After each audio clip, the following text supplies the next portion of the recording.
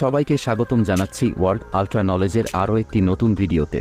বন্ধুরা, আজকের ভিডিওতে আমরা পাকিস্তানের বাণিজ্যিক রাজধানী করাচির সাথে বাংলাদেশের রাজধানী ঢাকার একটি তুলনামূলক কম্পারিজন করব এবং এই কম্পারিজনে আমরা দুই শহরের ইতিহাস, আয়তন, জনসংখ্যা এবং অর্থনীতি নিয়ে আলোচনা করব এবং এই কম্পারিজন শেষে আপনারা বুঝতে পারবেন যে অর্থনীতি এবং উন্নতির দিক দিয়ে করাচি নাকি ঢাকা এগিয়ে। তো প্রথমে যদি আমরা করাচি শহর নিয়ে কথা বলি, তো বন্ধুরা, করাচি হচ্ছে পাকিস্তানের সবথেকে বড় শহর এবং বাণিজ্যিক কেন্দ্র। আরব সাগরের তীর ঘেঁষে যে কয়েকটি বিখ্যাত সমুদ্র বন্দর গড়ে উঠেছে তাদের মধ্যে করাচি অন্যতম। এছাড়াও ইসলামাবাদের আগে একসময় এটি পাকিস্তানের রাজধানী শহর ছিল। করাচি শহর প্রতিষ্ঠিত করা হয় 1839 সালে। বর্তমানে শহরটির মোট আয়তন হচ্ছে 591 বর্গ কিলোমিটার এবং বর্তমানে করাচি শহরের মোট জনসংখ্যা প্রায় 2,12,00,000। জনসংখ্যায় এটি পাকিস্তানের সবচেয়ে জনবহুল শহর এবং পৃথিবীর মধ্যে পঞ্চম সবথেকে জনবহুল শহর।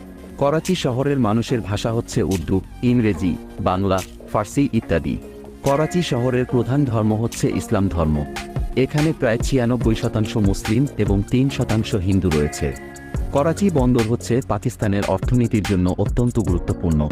এই বন্দর নগরী থেকে আসে পাকিস্তানের জিডিপির প্রায় 20%।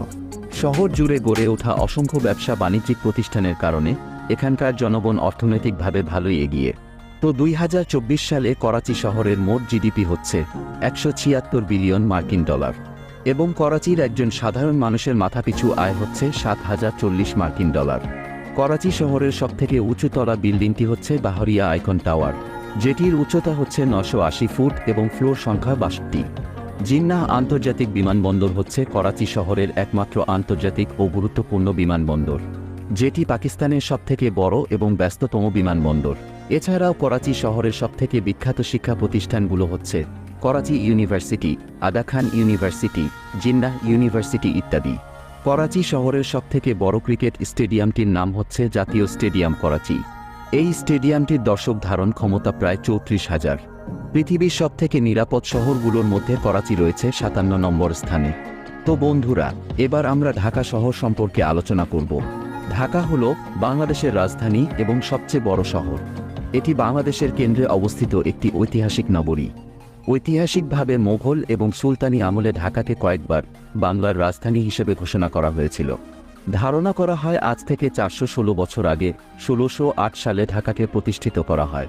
ঢাকা শহরের মোট আয়তন হচ্ছে 306 বর্গ কিলোমিটার। বর্তমানে শহরটির মোট জনসংখ্যা হচ্ছে প্রায় 2,24,00,000। জনসংখ্যার দিক দিয়ে ঢাকা হচ্ছে বিশ্বের সবচেয়ে জনবহুল শহরগুলোর মধ্যে অন্যতম। ঢাকা শহরের মানুষের প্রধান ভাষা হচ্ছে বাংলা। এই শহরে প্রায় 91% মানুষ ইসলাম ধর্ম এবং 8% মানুষ হিন্দু ধর্মের অনুসারী। ঢাকা বাংলাদেশের রাজনৈতিক, অর্থনৈতিক এবং সামাজিক উন্নয়নের কেন্দ্রবিন্দু। বাংলাদেশের উন্নয়নের প্রায় 35% একাই যোগান দিয়ে থাকে ঢাকা শহর।